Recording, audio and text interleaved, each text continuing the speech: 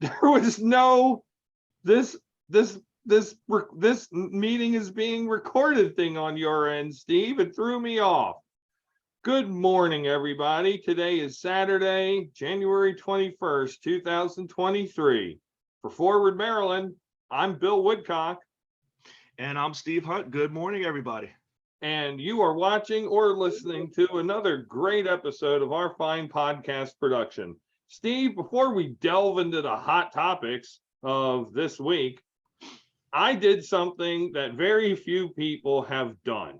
I tried a starry. Do you know what a starry is, Steve? I made a starry. I did a starry. Do you know what a starry is?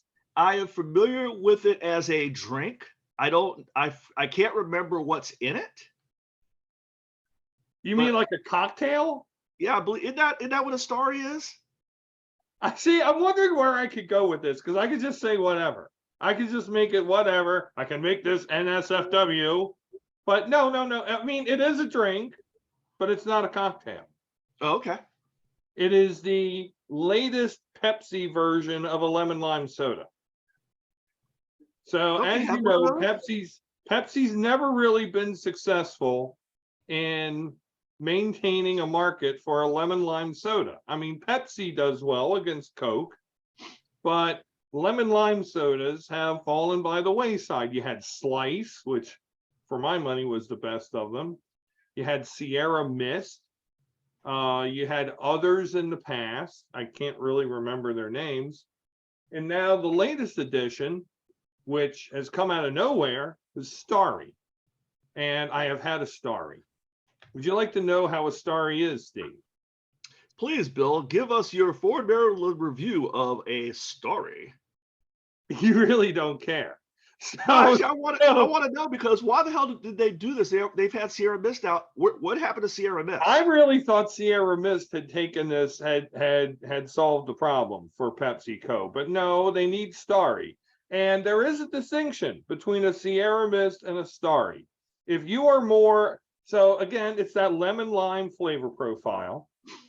But if you're more of a fan of the lime than the lemon, as I am, then you would like Starry. Starry is a little bit more tart. It's not like drinking a sweet tart candy, but it's a little bit more on the tart side. It's just as carbonated as a Sierra Mist, I guess. It also is not a caffeinated soda, so there's that for those of you who do not want caffeine. There is a zero sugar variation, which I did not have. But I would say, Starry, would I have another one? I would. It was muy delicious. I like the lime flavor. But of course, you don't forget the lemon. And I would recommend it for one and all out there in viewer and listener land who like their lemon lime sodas or who need lemon lime sodas for a refreshing mixer, perhaps to top off a margarita. Okay. Well, there you go. I did not know that PepsiCo was even trying to roll out something else, but okay then. Strangely, PepsiCo does not include our 51 subscriber podcast on its list of media contacts. Although I bet they would if we asked them. Incidentally, Steve, remember way back when we were getting our ass ripped for only having 22 subscribers? Yeah. How about that? That was like a year ago.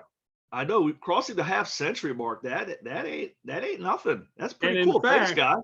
Well, and in fact, a cursory review of other Howard County based and Maryland based podcast productions shows that we are right up there in terms of the greatest number of actual YouTube subscribers. And of course, subscribers does not indicate viewers. But hey, you at least clicked on that button to say I want to know when a new one comes out. So I'm down with that. So appreciate it. We're at the top, Steve. We're at the top. And we start at the top in today's podcast. So Maryland now has a sign under new management. And literally, Steve, as of Wednesday night, Yes. The welcome to Maryland signs had been switched over to the name of our new governor, Yep. Westmore. Westmore and Lieutenant Governor Aruna Miller. So yeah, I mean, I love the fact that we have a historic lieutenant governor as well. But also, let's face it, the lieutenant governor, we're going to hear from her now about 6 times over the next 4 years. So let's just understand that's what's going to happen. Yeah. But we have a new governor. He's already done his first big thing as governor, really offering his $63 billion state budget package for fiscal Mhm. year 24 to the General Assembly yesterday. I observed all the inauguration proceedings from the comfort of my home on Wednesday, since I did not feel like standing around in Lawyers Mall for 7 hours. And Steve, I have to tell you, I was very impressed. This was not a governor who I supported in the primary, did vote for in the general, but I was very happy with what he said about Maryland being a state that has abundance of resources but poor strategy, does Yeah. not have plans as to how to best educate its children, care for the least among them, provide opportunity for businesses to grow and for people to thrive. So Steve, we're in a honeymoon period with this new administration. What are you sensing? What are you feeling? Do you have renewed optimism for the ability of state government to solve people's problems? I do, and maybe because it's a new governor, and you're right, you get that honeymoon period. There was certainly an air of celebration on Wednesday. Like you, I did not go down to Annapolis, but I saw a lot of pictures and posts from, we obviously have a lot of friends out there from Howard County, both personal and of the podcast, or both, who were there. So I saw a lot of pictures. Um, and I don't know if it was because it was a changing of the guard to a Democrat in a state that is, quite frankly, heavily Democratic overall, or because this was really the first big thing since the pandemic hit. So you could have all of those people, gathered in one place. Or was it because Oprah was there? And by the way, I did not know that Oprah had a Columbia, Maryland connection until Wednesday. I knew she had some Maryland stuff, but I didn't know it was closer to home for us. But there was an air of optimism, and you look at some of the actions that the new governor took. I mean, he wasted no time in doing a reset. He released, I believe it was $64 million in funds that Governor Hogan had frozen. Most of that was really towards the implementation, or quite frankly, the improvement of our cannabis program, both medically and for recreational use. And I'm hoping that rollout, I hope Maryland's able to change its reputation on how we roll out big things, because I think everybody would agree we didn't do a good job with medical cannabis rollout. We totally screwed the pooch on casino gambling, that rollout. So hopefully this one will be better, and at least the governor is putting his money where his mouth is.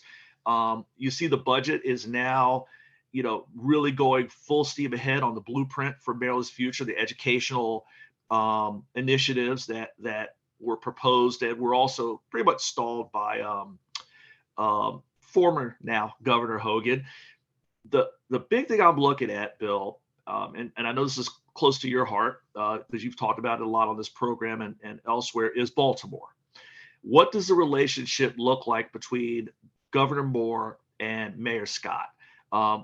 Obviously, the Hogan administration got themselves, I won't say ended up, but they did it themselves on a bad foot with the whole red line kerfuffle. And I don't think that relationship ever recovered.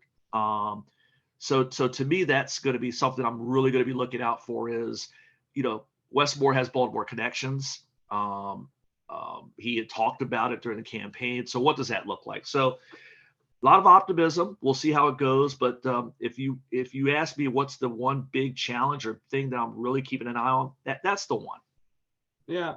Well, I'll react to that one, Steve, because I agree with everything else that you said, and I'll add the emphasis on all of that he's going to get everything he wants. I mean, it's a Yes. veto-proof legislature. I mean, Republicans may have opportunity to trim around the edges, but he's going to get everything that he wants. True. What he's going to need to do is to stay away from what wound up bedeviling Martin O'Malley, especially in the second term, which is to give Republicans something to rally against, i.e., the stormwater management fee, i.e., the otherwise better known as the rain tax. So stormwater management fee sounded great and environmentally responsible, and it is, or it was. Rain tax sounds like what it is, like what they say it is. You're taxing the rain. So he does need to stay away from that, and time's going to tell, how effective he is in staying away from that, and how effective also Republicans are to put these labels on. But in terms of Baltimore City, I mean, Moore is a Hopkins man. Go Jays! I should get my Hopkins hat on. And spent a significant amount of his time in Baltimore. Baltimore City, their mayoral election is coming up in 2024. I don't think Moore has any reason not to support Brandon Scott. I would not be surprised, though, if Moore keeps a judicious distance away from addressing issues in Baltimore City directly, lest he be stained with, with the failures of Baltimore City.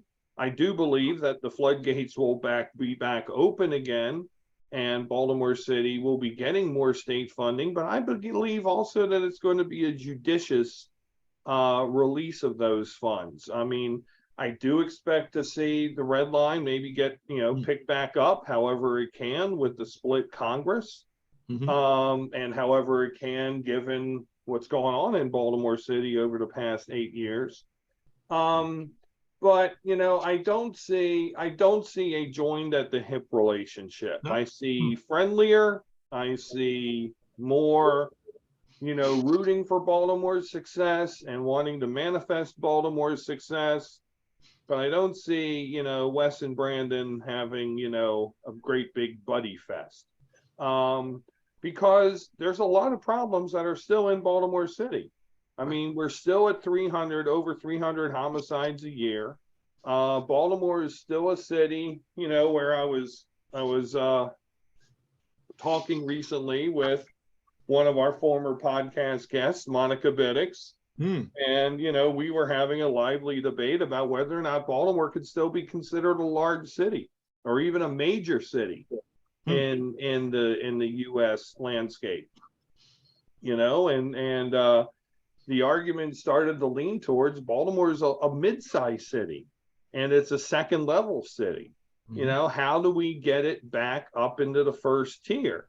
Now, that is an important mission for Wes Moore, and that would be an important mission for Brandon Scott. So I see that as where they partner up more, and also with the safety issue, because it is important.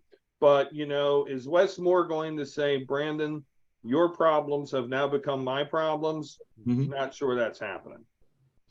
Yeah, I see where you're going there, Bill, and you're right about Baltimore. Has it become, I mean, your big city and your small state, I'm thinking like, Providence, Rhode Island, for example. Is it becoming one of those as opposed to in that Philly, Chicago, that bigger tier? And that is a good question, especially if you look at, patterns, as far as migration of people more towards the suburbs, and, with where the workplace is going, and cities. I mean, DC is really struggling. I know there was in her State of the Union, Muriel Bowser, literally went after the federal government because, there are so many workers who are still working either hybrid or totally remote. But anyway,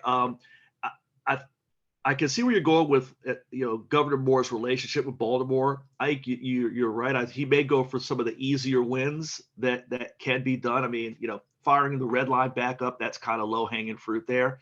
But it'll be interesting to see, you're right, how far does he go? Does he go all in to try to solve the issues of crime? Because that would be a huge one if you could put a dent in that. But there certainly is a lot of ways where that could go south if it doesn't work. And the other thing I want to, just to hit on another point that you made that I totally agree with is not giving the Republican side, which is right now a total mess. I mean, you want to talk about free fall.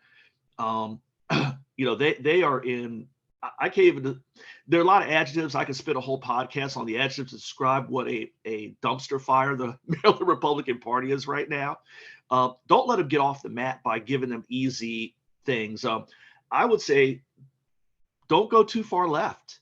I mean, yes, you run everything, but that doesn't give you a blank check to do whatever the hell you want, And hopefully there are some people around the governor and the lieutenant governor and some people in the House Delegates, State Senate who will say, guys, it all sounds good, but if we carry this thing too far, we're going to get torched, and we're going to give a wide open lane for the Republican Party to come back to life. I would say just look at what Biden and the Democrats did on Capitol Hill. I know, different example, different dynamics, but, getting stuff done, but not leaving something out there so easy to turn into a piñata, like you said, the rain tax, which I still can't believe they got away with that one. But good marketing, I guess. Yeah, be careful out there, guys, as I said on Hill Street Blues. And as I used to say in my blog, yeah. I mean, to wrap up. I mean, I'm not sure the red line is exactly a low hanging fruit because it's going to be about $2 billion of a low hanging fruit. So it's going to be a lot of money that's going to have to get tossed to start that True. that thing up again. And it's going to have to convince the congressional delegation, and it's going to have to get into a budget bill, and it's going to have to get passed. But the last thing I'm going to say about this with Baltimore City, and then we've got to move on, is Baltimore City's got to prove that it can bring the meat to the table. And by meat to the table, I mean votes. Baltimore City's had a record of declining voter participation. Yeah.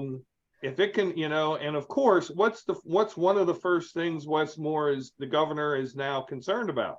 Getting reelected. Absolutely. So, we shall see. We shall see what happens. I think, the governor has enough avenues around and about the mayor to be effective in terms of Baltimore City. But like I said, in terms of owning those problems and saying mi casa, su casa, I just don't see that happening. And it is on the theme of your house is my house that we go to our next issue as we go to the federal level. And we go to the recent revelations that there have been in at least, I believe, 3 locations in which President Biden, when he was vice president, had office space for his vice presidential papers, that classified documents have been found. Now, these are not all in one location. They're spread out. One of them was literally in the Biden's garage in Wilmington. The number of total documents that have been found, I believe, are around 20. As opposed to the 170 some odd that were in Mar-a-Lago. Unlike President Trump, President Biden has been fully cooperative with the Department of Justice's investigation.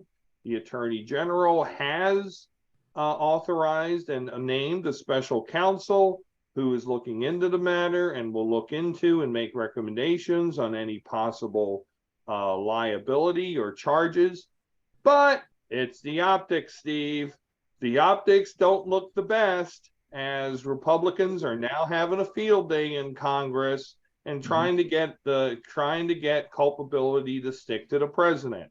And also screaming hypocrisy at Democrats for being so up in arms over Trump's having classified documents at his house. For his part, the president has been defiant and said, we've done the best we can do. Buzz off. Don't need to hear from you Republicans. Sit down and shut up. Steve, what do you make of all of this, from the similarities or differences between the two cases all the way through to the president's response and beyond.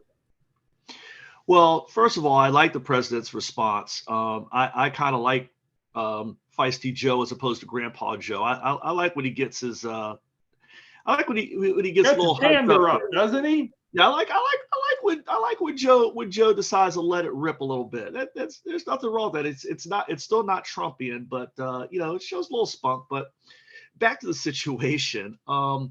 Look, you're right. I mean, the last count that I heard was 20 classified documents, maybe a couple that are top secret versus Trump's, which I think was 300 classified and north of 65 top secret or above.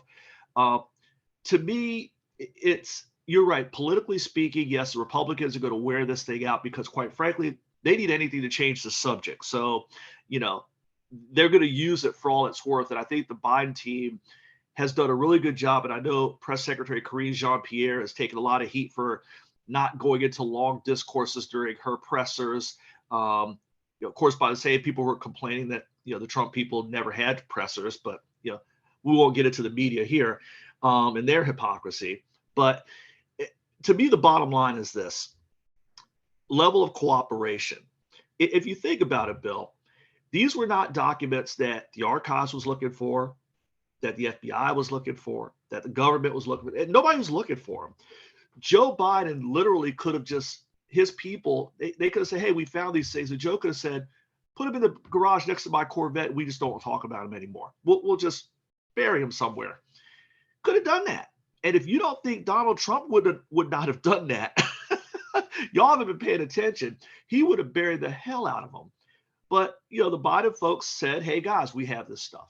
And there are a whole bunch of different stories about why it's been in pieces. The latest was that literally the FBI or the government said, stop, don't look anymore. And then they said, okay, go look for some more of them. But the bottom line again is level of cooperation. And the best thing I saw was a cartoon that had a side-by-side comparison, caricature of Biden, caricature of Trump. And the Biden one had Joe Biden with a handful of documents, like in both hands, holding them up, going, here you go, guys. Sorry about that. And the next shot is of Trump with his arms up, go, no, mine. Like, the petulant child that he is. And that's the difference. We can talk about some of the other stuff, but the difference is Biden voluntarily and immediately said, hey, guys, found this stuff. Trump, it was what, a year and a half of negotiations, whatever that means, conversations, notes back and forth, lies from Mar-a-Lago left, right, and up the middle, a subpoena, and finally the FBI say, you know what, we're done with this. We're just going to come in and get them. And we still don't know if they got all of them because we have pictures out there of a bunch of boxes being loaded onto a plane, probably heading towards Bedminster, New Jersey, and Trump's property there. So to me, that's the difference. Biden's doing the right thing. Quite frankly, I think now that there is a special counsel, they should talk less. And that's where Karine Jean-Pierre is getting a lot of heat as press secretary, because she's saying, look, I'm not going to comment. There's a special counsel now looking into it. We will comment after that work is done and there's a findings put out. So I think Biden's doing it the right way. I think the only thing that could hurt long term is if there's some big mother lode that is, I don't know, in Scranton or something. But short of that, by next month we won't even be talking about this. Maybe it comes back up when the special counsel releases this report, but that's all. But the two, it's the same in that it involves the same stuff, but that's the only similarity right now. But what's your take on this, on the whole secret squirrel stuff here? I honestly don't think it's a big deal. And I'll have to admit, I mean, I thought that the case of Trump was, reckless and stupid. Mm-hmm. I think this case with Biden is reckless and stupid. That said, mistakes get made. Now, I believe that we as a commentating class are projecting our own feelings and our own perceptions upon both of these men. You know, with Biden, you look at, he had a vice presidential staff for 8 years after having a senatorial staff for 30. Now he has the presidential staff. They're friggin' huge, as Elvis would say. They're dozens and some hundreds of people. They are going to grab things, pack them up, cart them out, and they're going to screw up. And they're going to grab things they shouldn't grab. I really doubt that President Biden, well, then vice president, knew of any of those specific items that were being taken. So to your point of a smoking gun, if there was something that said, you know, V. POTUS said, take this, Right. That's a big problem. But we don't see that. And until we see that, I don't see a there.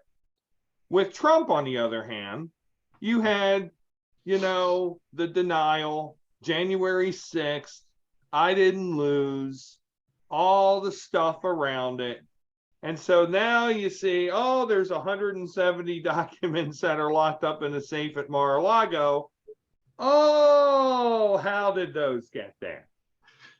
You know, and it's like, you know, it's like when I was in elementary school, I used to take library books out of the media center without checking them out. And, you know, a kid who just had their book be a few days late is one thing.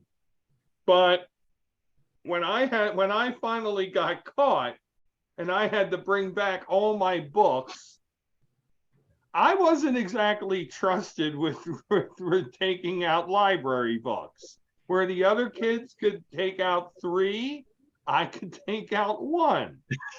And that's how they taught me to be responsible with library books in the 3rd grade.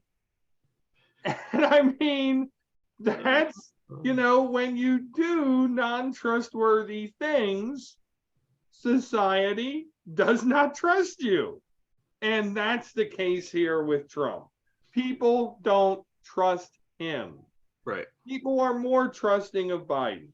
You know, I mean, I'm sure now somebody's like, oh, it's because he's 80. No, it has nothing to do with his age. This is all in the past. And this is all from years gone by. I would be shocked if somewhere in President Obama's files, Bush's, Clinton's, Bush's, going on back, there are not classified documents that people picked up. But of course, with Trump, it's now this sensitivity. Yeah, I agree. And you're right. I mean, at most, this is speaking to a process review of making sure that stuff gets returned when a president leaves. And who knows, Obama, Bush, Clinton, they might have stuff and they just don't know it. You know, who knows? It would have been nice to hear them say, hey, we're going to look for some stuff too, people. But, you know, you're right. But I'm going to tell you this, Steve. Let Hillary Clinton's papers be examined for any classified documents, and you'll see hell break loose. Oh, please! That would be talk about Armageddon. Whoa, boy, yeah. Why did she have classified papers? We knew it all the time. Call Comey. Fire Comey. Wait, call Comey. What are we doing with Comey? Oh, you're right. That would be a flaming crap burger of the like supersized. But and I like Trump's latest where he says, "Oh, by the way, I didn't have documents. They were folders that were marked that way, and I thought they were cool keepsakes." Yeah. You know, I said this before on the podcast, you know, like, did he actually need souvenirs to prove that he was the president? Hey, look, this is a thing I got. I was the president. I mean, I don't understand. So anyway, why we are talking about flaming and why we are talking about the truth. No, you're not. I just did. Let's talk about New York Congressman George Santos.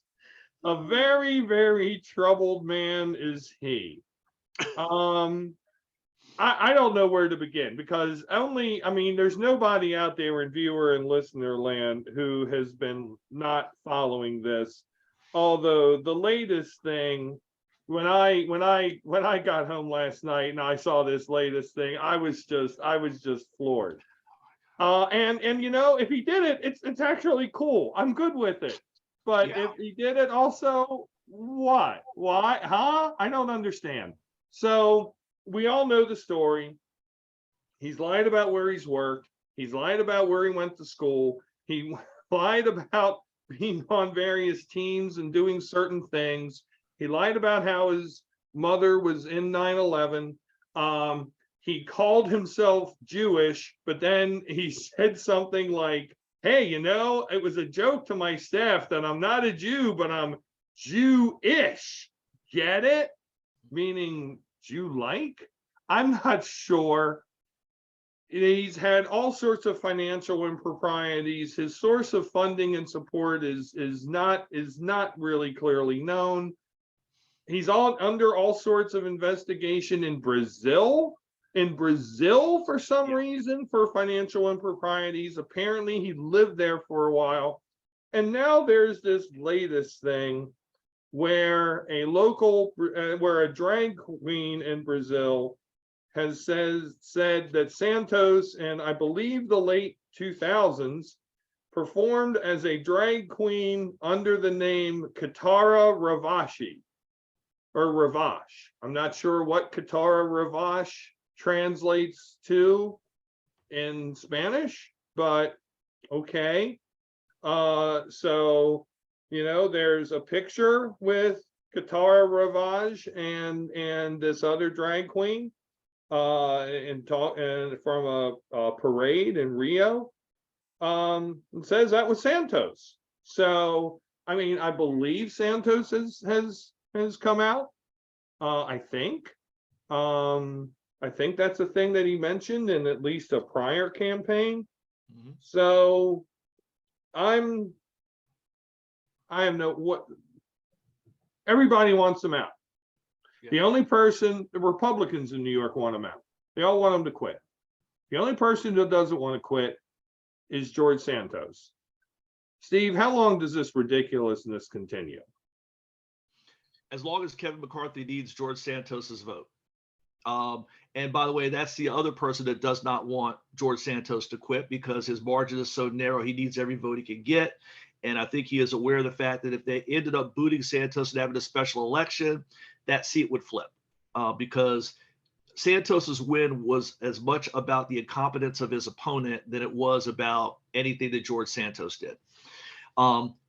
And by the way, Bill, you forgot, and it's easy to forget because there's so many things. The recent revelation where he did a GoFundMe for a veteran for surgery. Oh, don't, no, I didn't forget that. Oh, I did forget to say it, but no, I didn't forget it.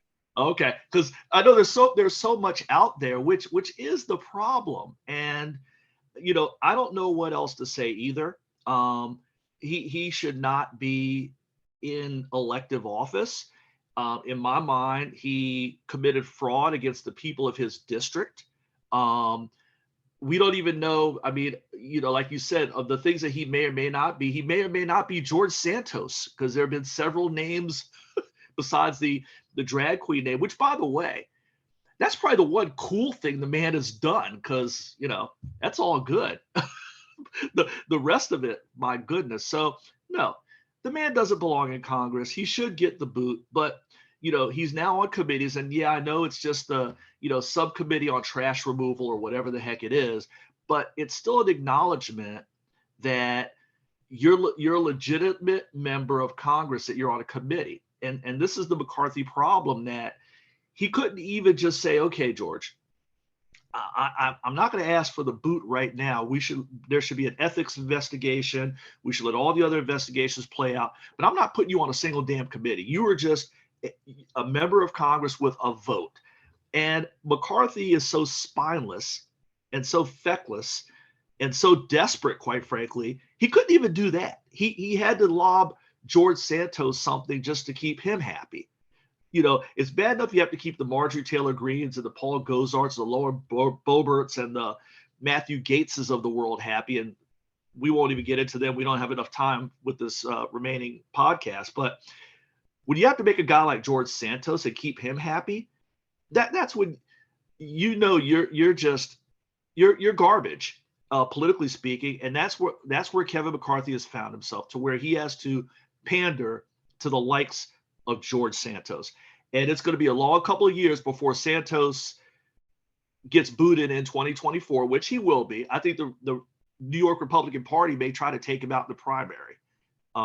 So, Mr. Santos, enjoy your time in Washington. Enjoy the next, what is it, about 20 months, give take, 22, whatever it is.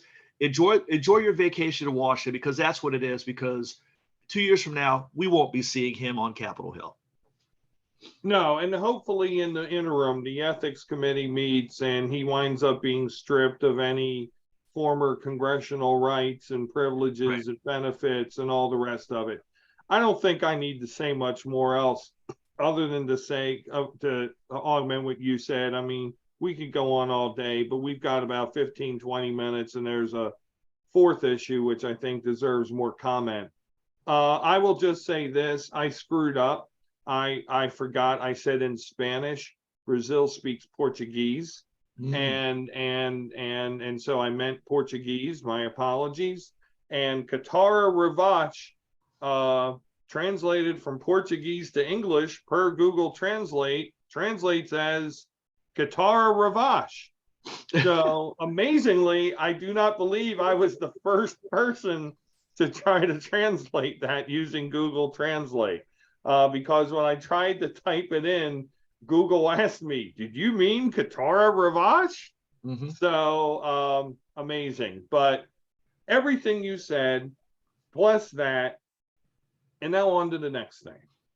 And for this next topic, I have to proclaim a little bit of, I won't say conflict of interest, but I will have to say that Lakey Boyd, the Columbia Association president, sits on the board of the Inner Arbor Trust, which I also sit on.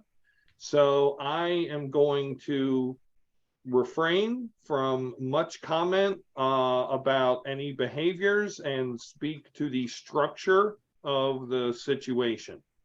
But Steve, as we have talked about, my current town of residence, Columbia, Maryland, would be the second largest city in Maryland if it were indeed a city, and it's not, which I think it should be.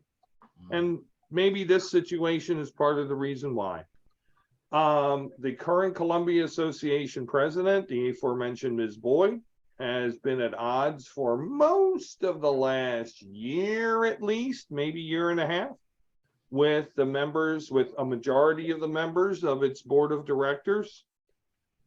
Accusations coming from the board about her being secretive about the way she does business, not discussing what she does at board meetings, not providing regular president's reports, as had been the custom by prior presidents of CA. For their part, many of the CA board members have not really behaved in a very cool manner either. Some making it very clear that they just simply don't like Ms. Boyd. They did not vote for her. They did not want her to hold the office. They preferred one other candidate or another.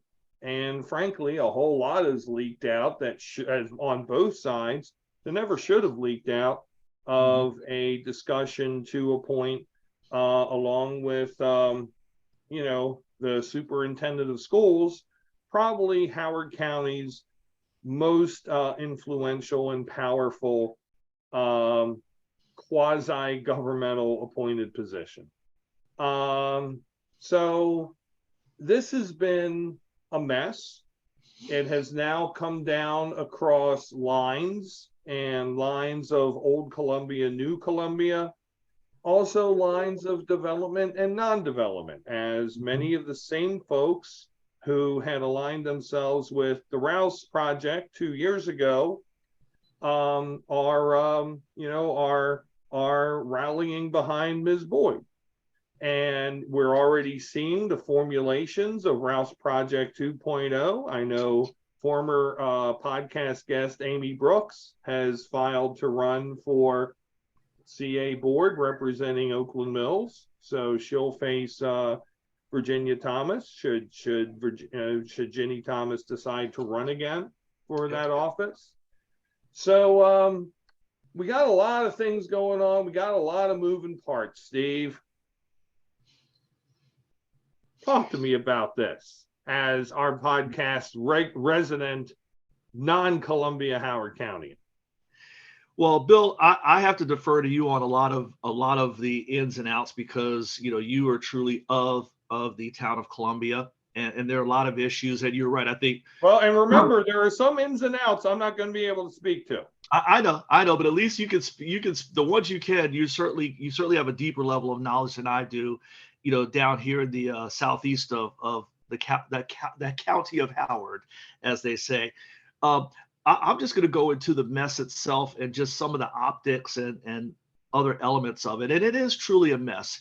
And I think you hit the nail on the head that this was done from the start. There were people who just did not want Ms. Boyd in that chair. And I think there's been a concerted effort to make either to bludgeon her into submission or run her out of Dodge. And I think there were those who just said, okay, fine, we're stuck with you. Here's the program.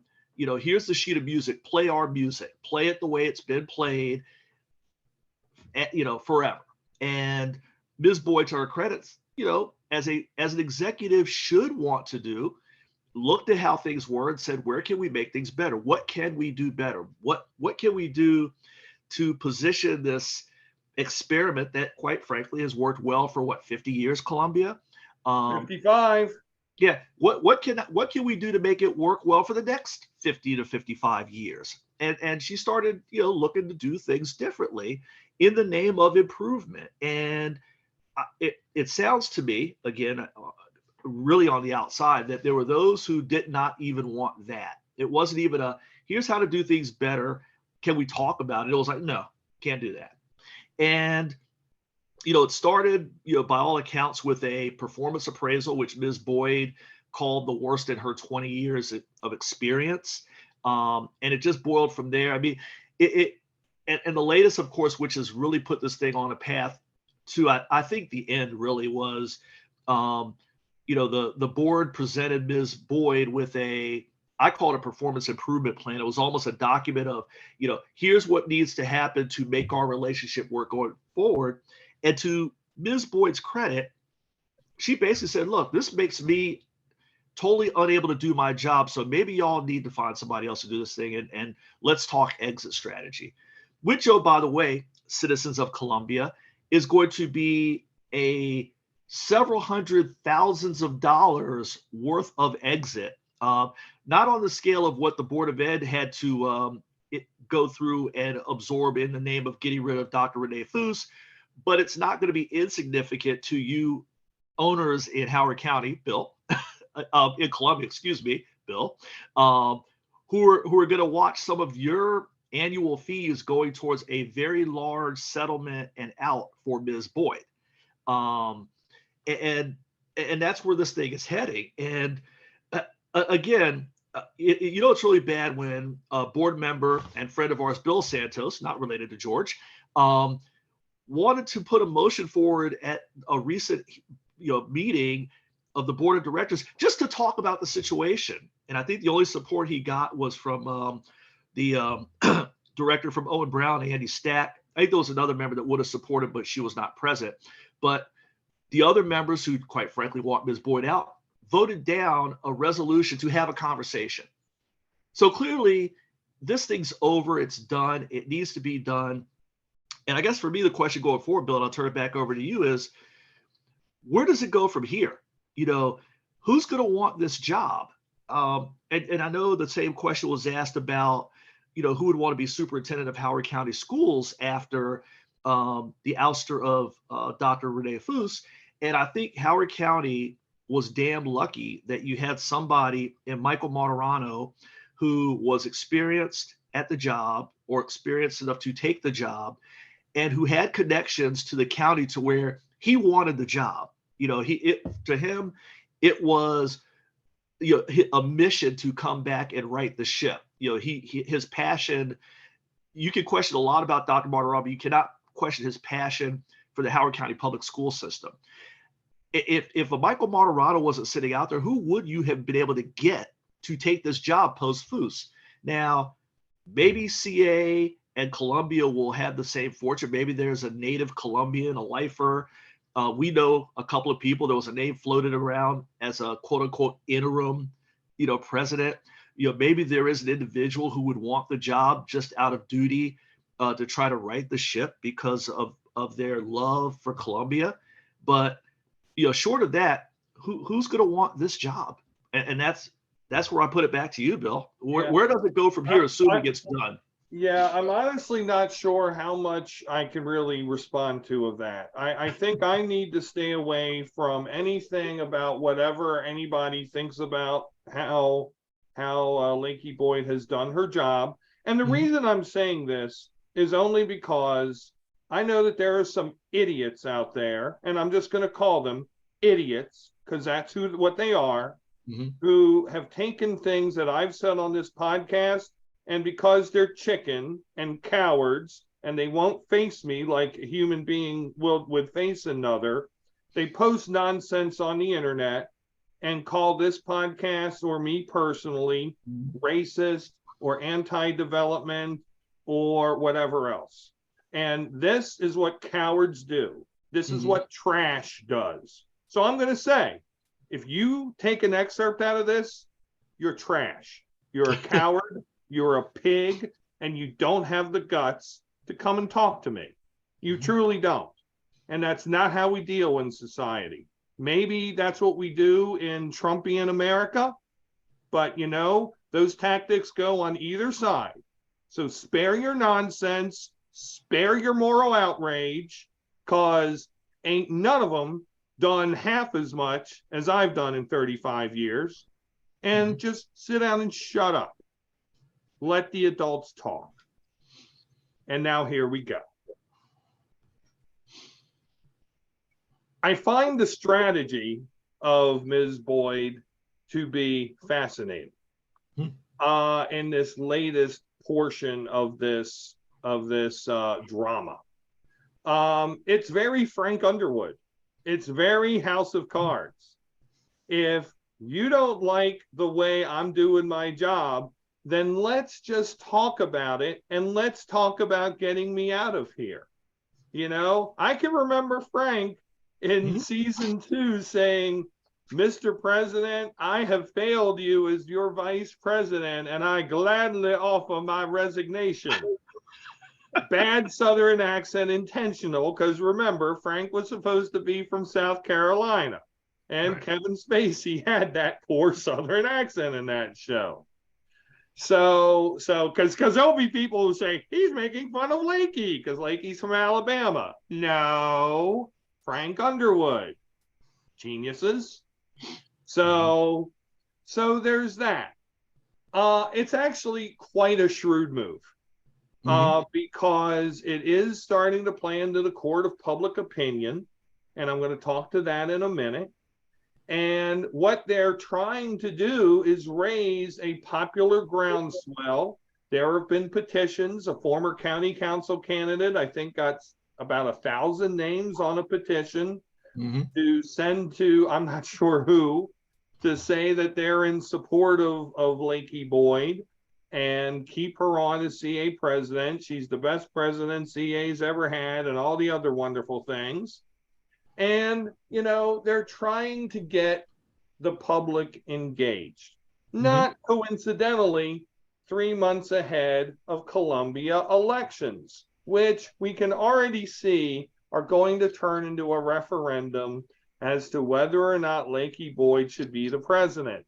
Because we know that this is all going to get slow rolled until, April. And the new CA year, CA runs like nobody else on a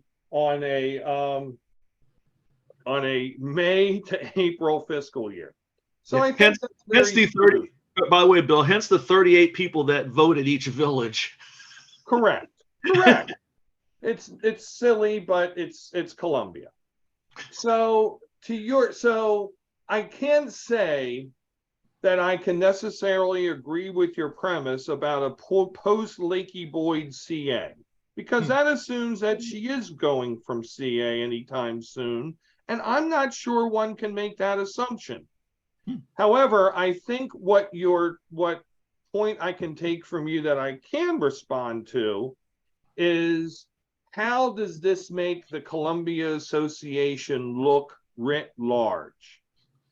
Steve, as you well know, I have been starting to compile posts for my award-winning blog, 53 Beers on Tap, for a book project. Mm-hmm. Those posts go back from 2008. Do you know when I start? May of 2008. Do you know in what year I start criticizing the CA board of directors for stupid things that they do? 2008. And it's been going on for decades prior to that. I mean, we talk about somebody like Andy Stack. Andy Stack has probably been on the board of, he's been either on the board of directors or the village board for probably about 40 years. It's insane, and it's insane how the CA board of directors does not represent Columbia. They don't. I mean, we talked about Bill. I believe Bill's a year older than I am. Yep, give or take. Yep. I'm pretty sure Bill is maybe the second youngest CA board member. Maybe he's the youngest. He's not any more than the third youngest out of 10. Now that's silly. Now I will say the Rouse Project had good points in terms of trying to make the CA board younger and more diverse. However, they're also seen as this pro-development arm, as this pro-development wing. And, when it gets to the general county, the county is going to take CA as seriously as they ever have, which is zero. You saw in Ken Ullman's administration, and it translated into Alan Kittleman's administration, and now into Calvin Ball's administration. CA is less and less powerful and influential in Howard County affairs. Why? Because those administrations know that it's a train wreck.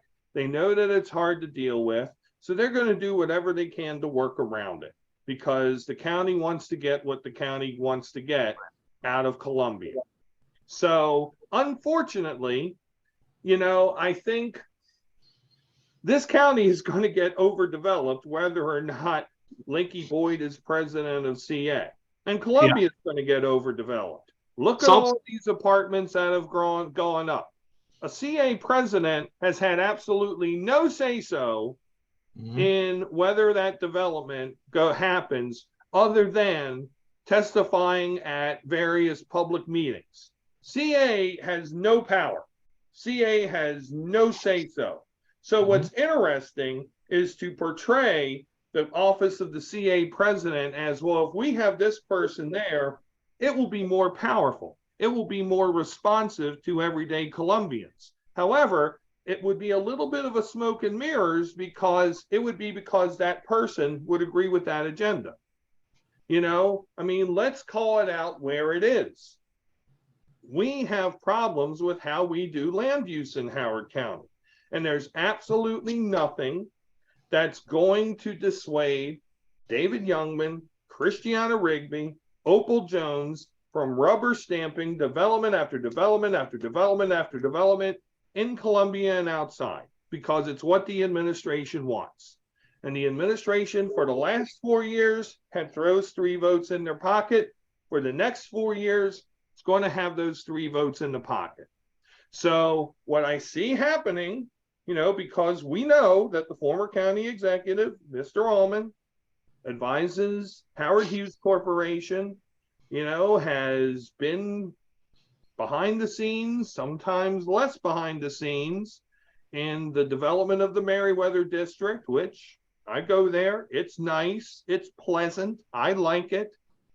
There is a government, there is a development governmental complex, to paraphrase Dwight D. Eisenhower, that runs Howard County. And the desire, I believe, because when you see who all the people are who are supporting Ms. Boyd, the desire, I believe, is to have the CA president co-opted in the middle of that.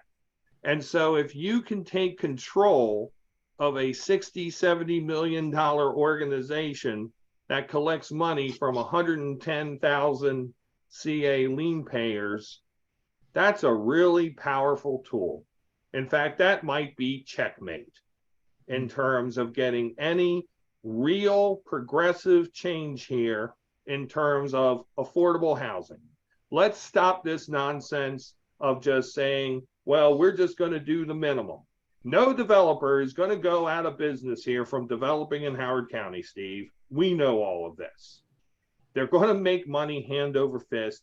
It's just a matter of how much money they can make. Do they need the fucking Scrooge McDuck piles of money? Pardon my French.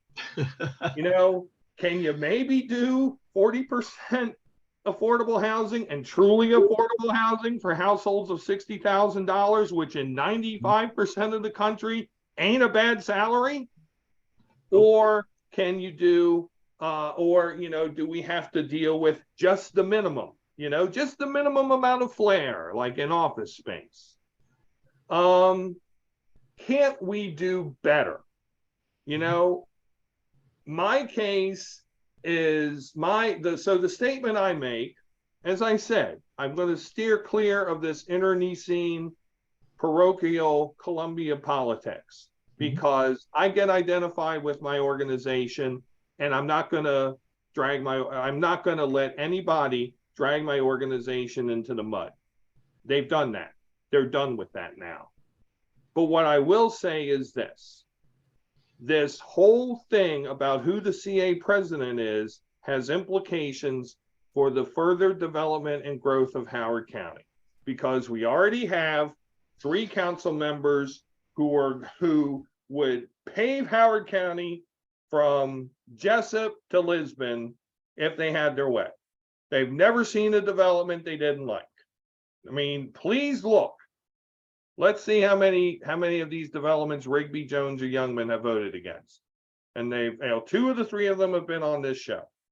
But how many have they voted against? I think the number is less than 1. If they have the CA president 2 in their pocket, God knows what's going to happen.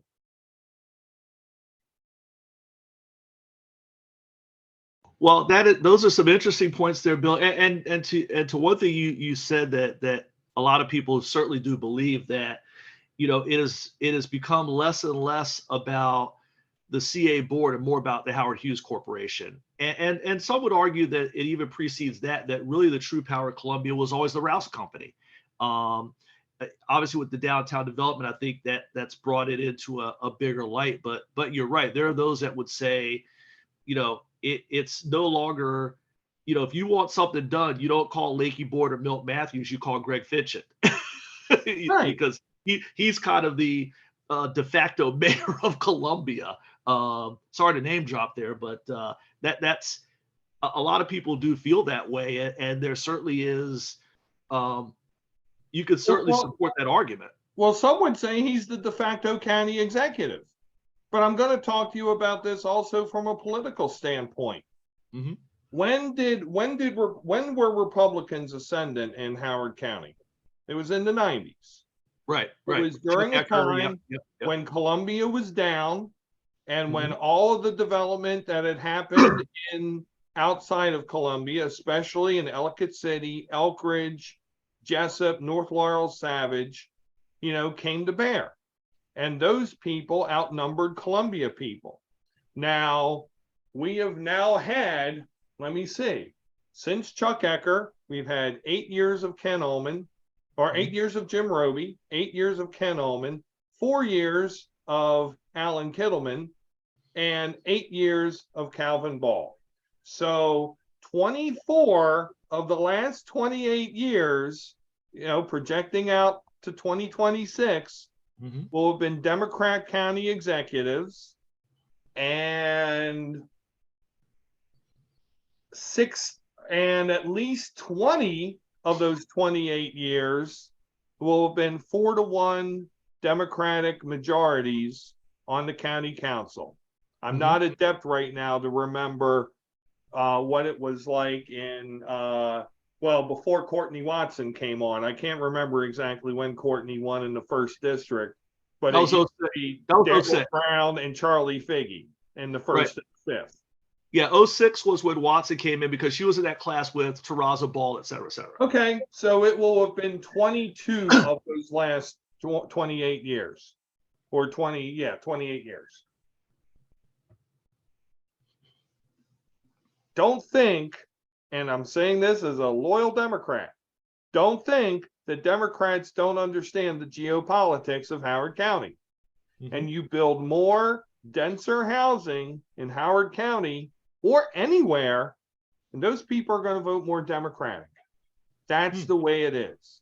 And you cater to younger people. Younger people are going to vote more Democratic. And votes are votes are votes.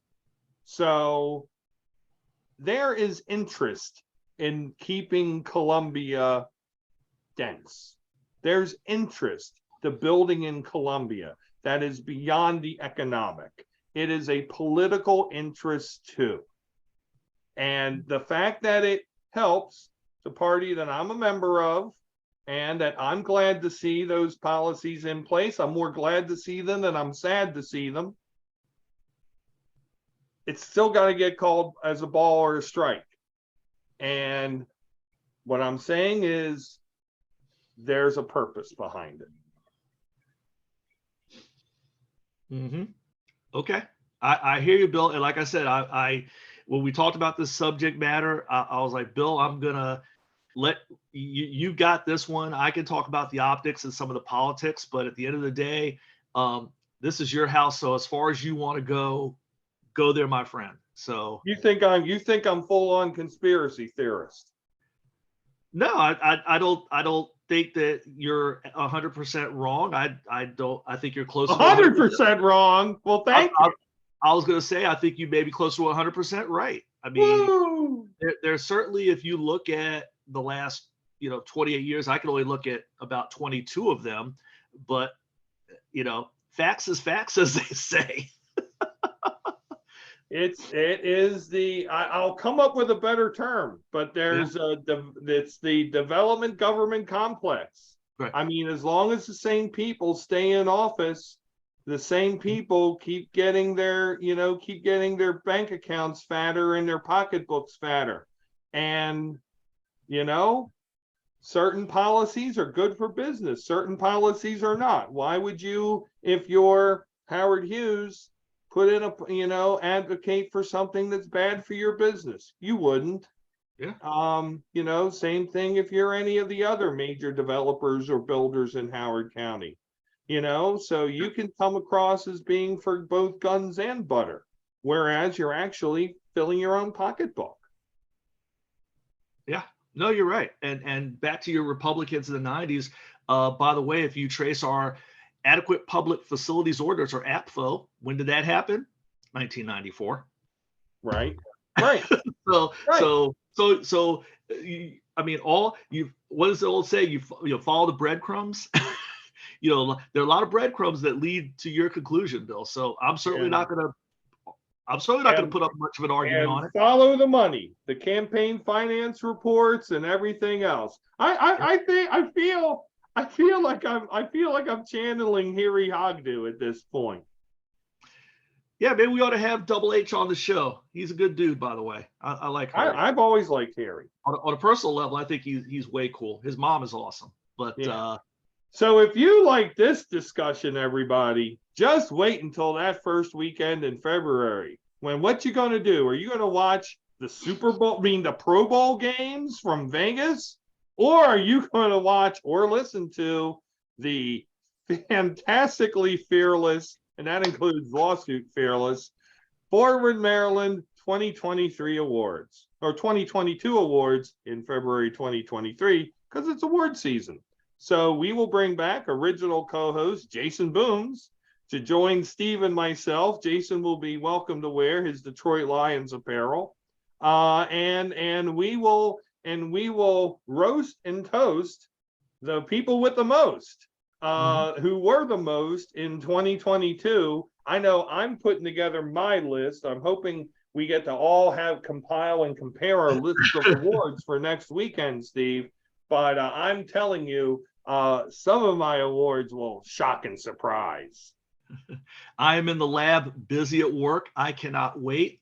This will be my second one, so I'm hoping to up my game to keep up with the two of you. I know we've already heard from Jason, and he's already several in, and I can only imagine what those look like. So, yeah, we're gonna have some fun. And yeah, will there be a show after that one? We shall see. Do we survive to see another? Do we survive the lawsuits to see another show? I think there will be. I think we may need to call in counsel on this. Everybody else does. So with that, I believe we are at the end of our rope, Steve, and the end of our time. Yep. So next week, well, we're going to talk about some things for next week's show, but we will have a show next weekend. I know one of the issues I want to talk about is this lunatic in New Mexico who is having hits put out on Democratic candidates or Democratic office holders who beat his ass. So, that's kind of bad. And we will talk about much more on the next edition of Forward Maryland. Steve, any closing thoughts? Farewell to our fans for the week, and farewell to Greg Roman forever. G-Ro, we barely knew ye. Actually, that's quite incorrect. We did know you, and we were so tired of the same 12 plays. So something different, please. For Steve Hunt, I'm Bill Woodcock. You have been watching or listening to yet another edition of Forward Maryland. Have a great weekend, everyone. Take care.